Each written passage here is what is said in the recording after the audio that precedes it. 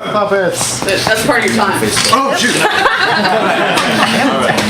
Hi, my name is Bilal. I'm Alex, and we are the Pocket Factory. So, we started way out over on the West Coast looking for rhymes and French toast. So we ended up with some 3D printers, and we said, Bilal, let's start a business. We looked at these printers and we thought to ourselves, they're getting really cheap and they don't really smell. What can we do with them to make a pile of cash? Hey, Bilal, let me scan your ass. And then we asked ourselves if we take them around town from the West Coast down to downtown Chicago, could we make a bit of money and also experiment with new business models? Dude, that was pretty good, but it didn't really rhyme. So I want to move ahead before we run out of time. Go ahead. So we looked and thought, what can we make with these things? The people would like. The people would make people sing. And we take them to stores, we take them to sewers, and sometimes people look at them and they think they're not manure. People give us cash for little plastic trinkets. Would you have thought it? Because I didn't think it. Well, sometimes we thought we could make a mint if we could use this for a new type of product development. So, instead of shelling out tons of cash for a mold, we can print things on demand. Now, listen to what you're told. This is the story that we want to tell. In about a month, we want to see if we can be like William and Tell, run from one end of the coast to another, and be able to write a letter to our mother that we're able to start a business, and here we are, great success. But instead, sometimes we wind up wearing women's dresses. Don't tell me. I'll tell you about that story later. Well, that story is pretty new to me. In San Francisco. Learn about that later.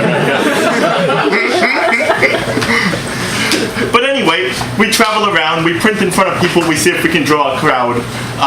We make what we can, we make things people love. We try to make a buck to buy new gloves. And sometimes we settle for hugs.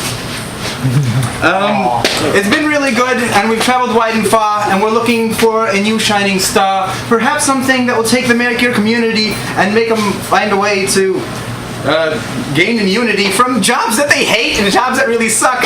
So we want to tell you that we can make a quick buck, maybe 600 or so far, and we only have a little more to go in our car, but we want to be able to pay for a MakerBot in 1 month. Imagine that, your investment paid back. It ain't whack, it's pretty rad. It's true, dude. So,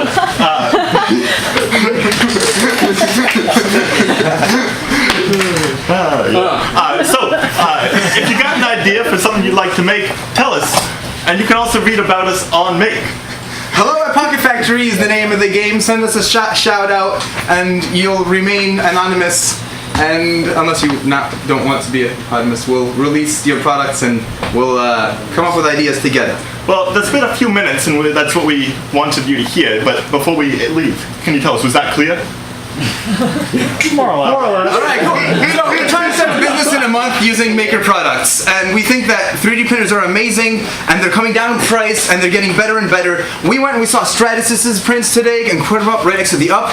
One costs $250,000, one costs $250,000, $225,000, and we put them up right next to each other. We looked and we're like, 80%. They're 80% the quality of those much more expensive machines.